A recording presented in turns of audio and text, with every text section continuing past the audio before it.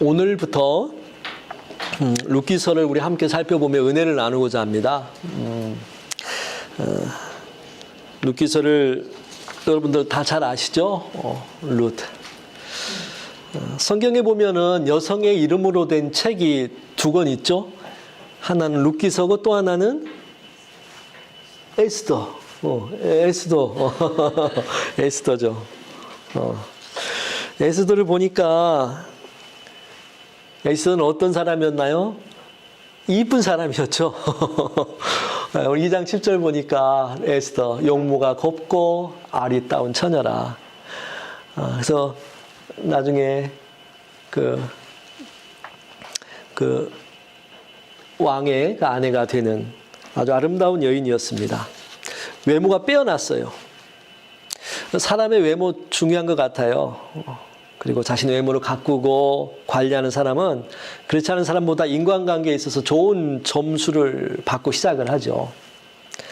그런데 시간이 지나면 우리는 압니다. 외모보다 더 중요한 것은 그 사람의 마음이라는 것을 말입니다. 우리 결혼해 보신 분들은 알 거예요. 결혼할 때 너무 이쁘죠, 배우자가. 근데 살면서 외모도 중요하지만 마음씨, 그 사람의 마음, 이게 더 중요하고 더 서로에게 필요하다는 것을 우리 발견하죠. 오늘 본문 우리가 살펴보는 롯, 어떤 여인이었나요? 외모에 대해서 나오지 않아요. 그런데 마음씨가 아주 이쁜 그런 자매였다는 것을 우리는 짐작할 수 있습니다. 롯은 자신의 미래를 위해서 홀로 된 늙은 시어머니를 두고 떠나지 않았던 여인이었습니다. 누가 봐도 고통스러운 일이 기다리고 힘들고 괴로운 일이 그의 앞에 있을 거라고 짐작할 수 있습니다. 그런데 그럼에도 불구하고 끝까지 함께 이 늙은 시어머니와 함께 하겠다고 발걸음을 같이 하였던 여인이 룻이라는 여인이었습니다. 사람들은 흔히 마음을 정원에 비교하죠. 아름다운 마음을 가진 사람은 그래서 자신의 마음을 잘 가꾸는 사람입니다. 잡초로 우거진 무성한 풀밭, 그것은 가꾸지 않아도 저절로 그냥 이루어집니다. 가꾸지 않아도 풀은 저절로 잘 자랍니다. 그러나 아름다운 정원을 가꾸기 위해서는 수고와 노력이 필요하죠. 날카롭게 튀어나온 바위나 돌멩이들이 있다면 그것들을 옮기거나 치워야 하고요. 그리고 그것에 아름다운 꽃과 그것에 어울리는 나무들을 심고 필요에 따라 거름도 주고 물도 주고 돋아나는 잡초들이 있다면 그 잡초도 뽑아주고 그렇게 해서 아름다운 정원을 만들죠. 우리의 마음을 가꾸는 것도 이와 같은 거죠. 저도 여기서 트리니티에서 한 1년 정도 전에 그 그라운드에서 일했었잖아요. 전정 가위를 가지고 나무들도 삐죽하고 모나게 튀어나온 부분들이 있으면 잘라주고 가지치게 해주고 거름도 주고 그랬던 기억이 있는데요.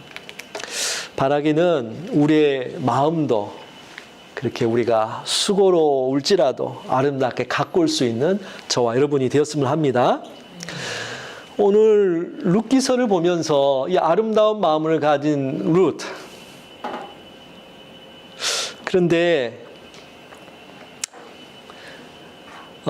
그의 시어머니인 나오미, 이 나오미를 보면서 이런 생각을 할 때도 있을 것 같아요. 왜 나오미에게 이런 일이 일어났을까?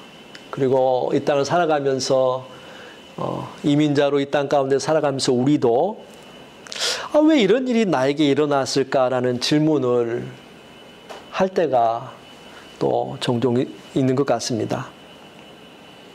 어떤 사람은 우리가 생각하는 것 그 이상으로 심한 어려움을 겪기도 하죠. 사업이 무너지기도 하고 건강을 잃기도 하고 가정이 흔들리기도 하고 또 자녀들이 문제가 생기고 이민 생활이 생각처럼 되지 않고 그런 어려움들을 겪기도 합니다. 그런데 오늘 룻기를 보면서 룻기는 바로 그런 사람들의 이야기라는 것을 보게 됩니다.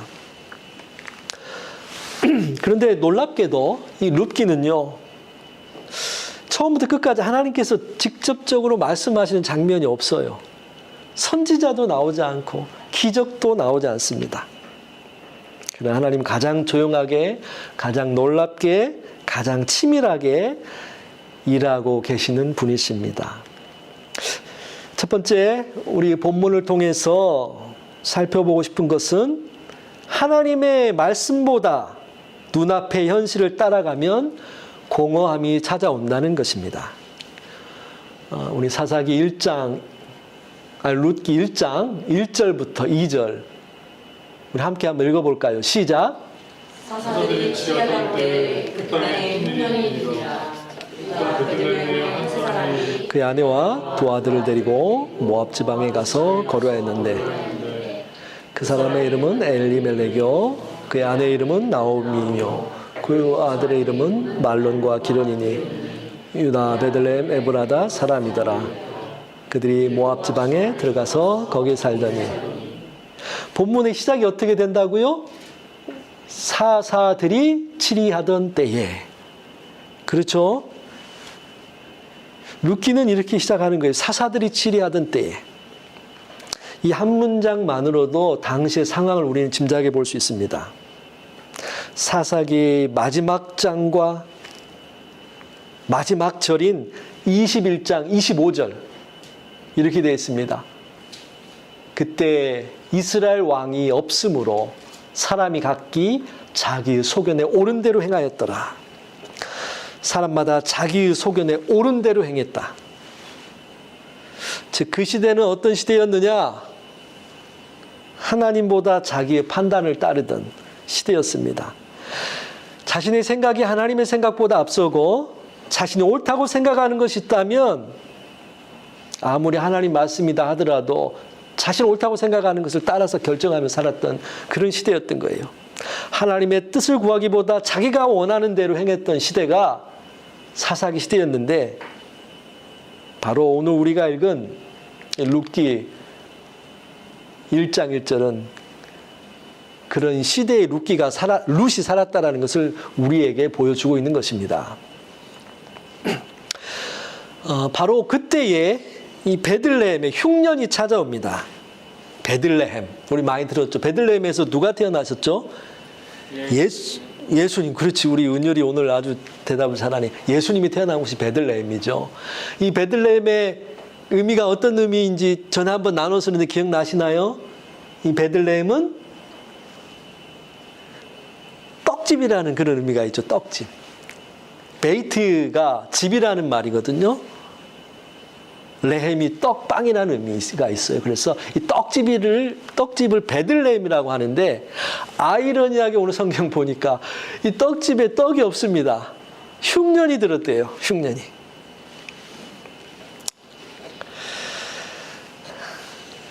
엘리멜렉. 그래서 이 나오미의 남편이었던 이 엘리멜렉이 계산을 합니다. 머리를 굴리는 거죠. 아, 여기서는 안 되겠다. 다른 데로 가야겠다. 그래서 간 곳이 어디냐? 모압이라는 곳입니다. 모압. 엘리멜렉은 성경 보니까 그렇게 가난한 사람은 아니었던 것 같아요. 21절 한번 볼까요? 우리 은율이 아까 너무 좋았어. 다시 한번 읽어줄래요? 21절. 내가 풍족하게 나갔더니 여호와께서 내게 비어 주어라 하셨네. 네, 여기까지만 읽읍시다. 내가 잘 읽었어요? 내가 풍족하게 나갔더니. 이 엘리멜렉과 나오미는요, 그렇게 가난한 사람은 아니었던 것 같아요. 좀 풍족하게, 그래도 나름 살 만큼 살았던 사람이었는데, 흉년이 들자 그곳에서 더 이상 살기가 또 쉽지 않다는 것을 알고 새로운 곳으로 갑니다. 인간적으로 너무나도 합리적인 생각이에요. 그리고 선택이에요. 그러나 문제는 그가 간 곳은 모압이라는 곳이었는데 하나님께서 약속하신 가나안 땅이 아니었던 것입니다. 더욱이 모압은 하나님을 대적하는 민족이었어요. 신명기 23장에서는 모압 사람은 여호와의 총에 들어오지 못한다라고 말씀하실 정도였어요. 근데 엘리멜렉 가족은 그곳에 단순히 피난 간 것이 아니라 무려 10년을 그곳에서 보냅니다. 10년. 거기에 더해서 이방인들과 결혼하지 말라고 하였는데 그 두 아들이 그곳 모압 여인들과 결혼을 합니다. 물론 이게 외국인이기 때문에 결혼하지 말라는 게 아니에요. 성경은 우상 숭배로 신앙이 무너지는 것을 막기 위해서 이방인들과 결혼하지 말라고 했어요. 혈통 때문이 아니라 신앙 때문에 그랬던 건데, 어쨌든 이들은 이방 여인들과 결혼합니다. 나오미는 남편과 함께 흉년을 피하고자 했지만, 그런데 남편이 죽어요. 그리고 이 모압 여인들과 결혼했던 두 아들 말론과 기럧도 죽습니다. 먹고 살려고 떠났는데 모든 걸 잃게 되었어요. 우리도 마찬가지인 것 같아요. 돈이 중요하지 않다는 것은 아니죠. 오늘 살아가는 데 있어서 돈이라는 게 참 필요해요. 그런데 돈보다 더 중요한 게 있는데 바로 하나님 말씀이라는 거죠. 하나님의 말씀보다 물질이 우선이 되는 순간, 자신의 생각과 결정이 하나님 말씀보다 우선이 되는 순간, 우리는 중요한 것을 잃기 시작합니다. 우리의 선택 기준은 언제나 하나님이 우선이 되어야 하고, 하나님이 내게 무엇을 원하시는가를 물으며 기도할 수 있어야 하는 것입니다. 두 번째로 우리가 살펴볼 것은, 감동에서 멈추지 말고 하나님께 돌아오는 결단으로 나아가야 합니다. 결단으로. 나오미는요, 자신의 모든 것을 잃고 베들레헴, 자신의 고향으로 돌아가고자 결정합니다. 그때 두 며느리가 함께 따라갑니다. 그리고 둘 다 울었습니다. 둘 다 감동했습니다. 둘 다 시어머니를 사랑했습니다. 그러나 결국은 갈림길에 서죠. 성경은 매우 의미 있는 행동을 이렇게 말씀합니다. 14절. 예찬이가 한번 읽어줄래? 큰 소리로. 그들이 소리를 높여 다시 울더니 오르바는 그의 시어머니에게 입맞추되 무슨 그를 붙쫓았더라. 오르바는 시어머니에게 입맞추되, 그리고 자신의 고향으로 돌아갑니다. 반면 룻은 그를 붙쫓았더라. 히브리어 다바크라는 말이 이 붙쫓았다라는 말을 대신하는데요. 원래 의미인데요. 붙들고 매달리고 떠나지 않다라는 거예요. 창세기에서 남자가 부모를 떠나 아내와 연합한다는 표현에도 이 같은 단어가 사용합니다. 다바크. 떠나지 않다. 룻은 단순히 나오미를 좋아한 것이 아니고요, 자신의 인생을 맡겼던 거예요. 자신의 시어머니에게. 그리고 유명한 신앙 고백을 합니다. 어머니 하나님이 나의 하나님이 되시리니. 어머니 하나님이 나의 하나님이 되시리니. 이 말이 핵심이죠. 요즘 인터넷과 유튜브의 이용과 도움으로 우리가 참 많은 설교를 우리가 들을 수 있어요. 유명한 목사님들, 타고난 목사님들. 그리고 얼마나 아름다운 찬양들이 많이 있는지 몰라요. 찬양에 눈물을 흘리기도 합니다. 은혜로운 간증을 듣고 감동합니다. 그러나 감동과 회심, 돌이키는 것은 다르죠. 오르바도 울었고 그녀도 감동했습니다. 그런데 방향은 바꾸지 않았어요. 15절 보니까 내 동서는 그의 백성과 그의 신들에게로 돌아가나니. 그의 신들에게. 하지만 이 룻은요, 방향을 바꾸었습니다. 방향을 바꿨어요. 신앙은 좋은 하나님이라고 인정하는 것이 아닙니다. 우리의 부모님의 하나님, 우리 목사님의 하나님, 우리 교회의 하나님, 여기서 끝나면 안 됩니다. 룻처럼 나의 하나님, 나의 하나님. 여기까지 나아가야 됩니다. 오늘 우리에게도 그렇게 질문을 던지시는 것 같아요. 너는 감동만 받고 있는 사람이냐? 아니면 하나님이 주신 은혜에 감동을 받고 돌이키며 살아가는 사람이냐? 실제적인 믿음 행동, 실제적인 믿음 행동에 있을 때 우리를 위해 준비하신 하나님의 축복을 경험하는 발걸음이 된다는 사실을 우리가 기억했으면 합니다. 세 번째로, 하나님께 돌아오는 사람에게는 이미 새로운 시작이 준비되어 있습니다.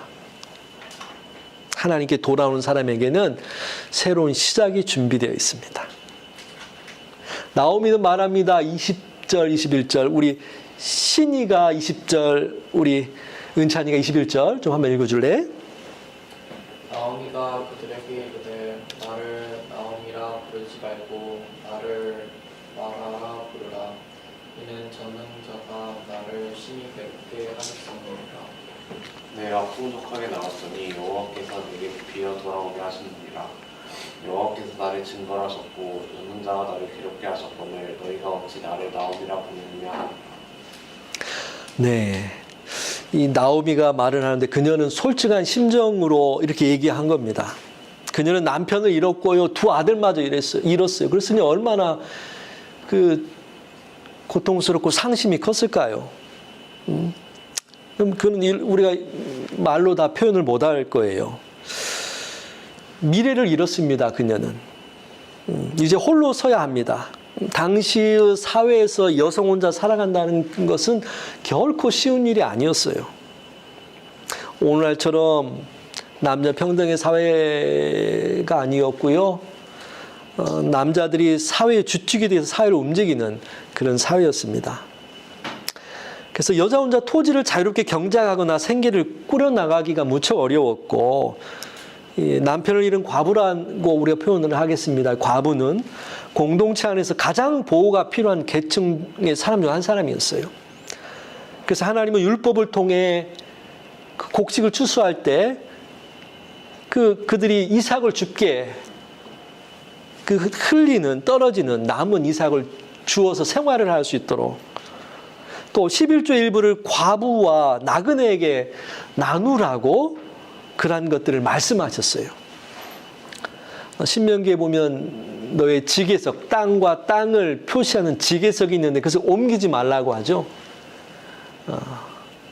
여자만 있거나 혹은 부모가 없는 고아들에게 있었던 그 땅을 그 주변 이웃들이 밤에 몰래 이렇게 옮겨 놓는 거예요. 자기의 땅을 점점 넓히고, 그런 일들이 심지어 있기도 했기 때문이에요. 어쨌든 사회적인 약자 중에 약자였고, 그래서 나오미, 자신의 이름이 나오미인데 기쁨이 있는 사람, 즐거운 사람, 은혜로운 사람이라는 뜻인데 그렇게 부르지 말라는 거예요. 대신 마라라 불러라. 마라. 우리 출애굽기에 나오죠. 마라의 쓴물. 15장에 나오는 마라의 쓴물. 재산과 남편, 아들들까지 모든 것을 상실했습니다. 그래서 참으로 고통스럽고 비통한 사람, 그런 사람이 되었습니다. 모든 것을 잃은 사람이라고 스스로를 보는 것입니다. 그래서 나옴이라고 부르지 마라. 마라라 불러라. 그리고 빈손이라고 이야기합니다. 빈손. 그런데 정말 빈손이었습니까? 나오미가? 자세히 보면 그렇지 않습니다. 나오미에게는 누가 있었나요? 이 나오미에게는 누가 있었나요? 룻이 있었습니다. 그를 따랐던 그의 며느리 룻이 있었습니다. 나오미는 아직 보지 못했습니다. 그러나 하나님은 이미 준비하셨어요. 룻은 며느리가 아니라 하나님의 선물이었습니다. 우리는 종종 이런 것만을 생각할 때가 많죠. 이 땅을 살아가면서 그것들을 기억하고 떠올리고 가슴 아파하고 후회하고. 그러나 하나님은 남겨두신 은혜를 보게 하십니다. 그리고 오늘 본문 마지막을 우리가 보면 너무나 기대되는 한 문장으로 끝이 납니다. 우리 한솔이 한번 읽어줄래? 22절 한솔 집사님. 나오미가 모압 지방에서 그의 며느리 모압 여인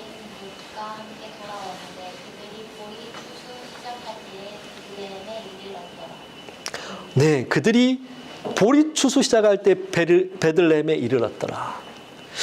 이 보리추수는요, 3월에서 4월경에 주로 하는데 그때 6월절이 있습니다. 6월절은 어떤 절기죠? 애굽으로부터, 이집트로부터 해방된 날, 구원받은 날이죠. 구원의 기쁨이 있는 날. 그리고 당시에는 오늘날처럼 냉장고나 대형 창고가 없었잖아요. 그러다 보니까 한 해만이라도 이 기근이 들고 흉년이 되면 이제 먹을 게 없어지는 거예요. 그래서 보리 추수가 시작하게 되었다는 것은 먹을 게 생기게 되었다라는 의미예요. 드디어 먹을 게 생기게 되었다. 이 추수철에는요, 온 마을 사람들이 함께 당시에 일을 했어요. 그리고 들판에 나가서 일을 하기도 하고 또 그 떨어지는 곡식들을 줍는 사람들도 있고 음식을 나눠서 색거리를 나눠 먹기도 하고 사람들을 만나고 연인을 만나고 결혼으로까지 이어지는 일들이 있었는데 이 룻이 누굴 만납니까? 보아스를 만나게 되죠. 보아스. 나오미의 며느리 룻이 보아스. 바로 이 시기인 거예요. 이 시기. 그래요. 보리추수는 기대와 회복의 시작을 알려주는 것입니다. 굶주림이 끝나고 있고 보아스가 기다리고 있습니다. 기업물을 보아스가 준비되고 있어요. 후손이 될 다윗 왕이 준비되고 있고요. 결국 다윗 왕의 계보를 따라서 누가 태어나시죠? 예수님이 태어나시는 거죠. 예수님이 준비되고 있는 거예요. 이제 하나님의 회복이 시작된다는 거예요. 나오미는 끝이라고 생각했습니다. 그러나 하나님은 이제 시작이라고 말씀하시는 거예요.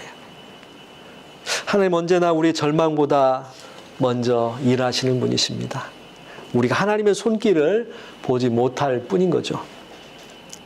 말씀을 마무리하고자 합니다. 오늘 본문은 세 가지로 우리에게 가르쳐 주세요. 첫 번째, 말씀보다 현실을 따라가는 선택은 결국 공허함을 가져온다는 것. 그리고 두 번째, 감동만으로는 충분하지 않습니다. 삶의 방향을 하나님께 돌려야 합니다. 믿음의 결단과 행동이 있어야 합니다. 어머니 하나님이 아니라 아버지 하나님이 아니라 나의 하나님이 되어야 합니다. 그리고 세 번째, 하나님께 돌아오는 사람은 빈손처럼 보여도 빈손이 아닙니다. 하나님은 이미 새로운 시작을 준비하고 기다리고 계십니다. 사랑하는 우리 밴쿠버 선교교회 성도 여러분, 혹시 오늘 자신의 인생을 바라보며 나는 빈손으로 돌아왔다, 나는 빈손이다 라고 생각하십니까? 나오미도 그렇게 말했죠. 그러나 그녀 곁에는 룻이 있었고 추수의 때가 기다리고 있었으며 아직 만나지 못한 보아스가 있었습니다. 우리의 삶도 마찬가지이죠. 눈에는 빈손처럼 아무것도 없는 것처럼 보여도 하나님의 섭리, 예비하심이 있다는 것을 우리가 기억했으면 합니다. 그래서 오늘 우리 하나님께 돌아가야 합니다. 하나님께 돌아가야 합니다. 혹시라도 하나님 앞에 좀 멀어져 있다면 하나님 앞에 돌아가야 합니다. 현실보다 말씀을 붙들고 감동을 넘어서 결단으로 나아가 행동하고 주님 이제는 아버지 하나님, 어머니 하나님이 아니라 나의 하나님 되어주십시오라고 기도하고 나아갈 수 있는 저와 여러분 되기를 축원합니다. 그때 하나님께서는 우리의 끝이라고 생각되는 자리에서 새로운 은혜의 추수를 시작하실 겁니다. 함께 기도하겠습니다.